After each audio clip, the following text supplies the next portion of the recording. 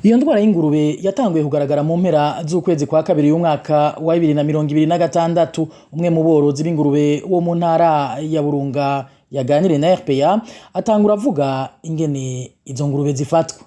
Igifatwa ijonja ikarikura amatwi akayibareba mu minsi mikeya igaca yuzuye inda itangura kugira imisonga myinshi, ukabona ikintu kisutse mu mutima kisusa ikajugumira, tubona ingurube z'ubushuhe burebure igombeye kurya, amaguru akavunagurika, ugasanga ku mazuru yatukurije, ugasanga mu nda y'amagara yatukurije nk'igomba kwima, ari insuguru ugasanga iguma iganga, inyuma y'amasaha 12 igacipfa.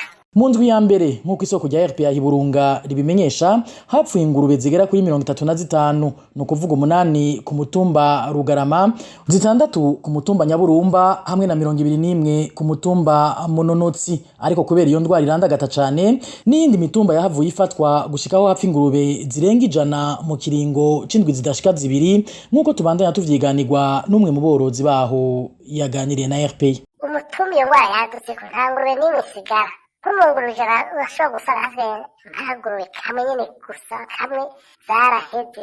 Imitumba yose nk'imitumba ya ku Murenge, Gasange, Nyaburumba no mu Rugarama, aho hose ubu ingurube yagiye kusabagura izindi. Ikibabaza gusumba aborozi nuko n'abaganga b'ibitungwa ubu atawe bacemera kuza kurabira ingurube kubera ko nabo nyene barengewe, ubona ko niyo ndwara gushika ubu itaramenyekana iyo ariyo. Abaganga twahamagara bakaza kuziraba bakava twebwe ingwara ntituramenya, bazirataye ikintu bagize vya bindi nyene vyo gutakana gusa. Ubu zatanguye gufatwa bace baziteranya amantibiyotike bakabona zirapfuye. Rero abakuriki bacu bavuga nuko nta miti dufise tuzitera, kuko nubwo tuzitera nta kamaro, ibitibwo bacari rwose.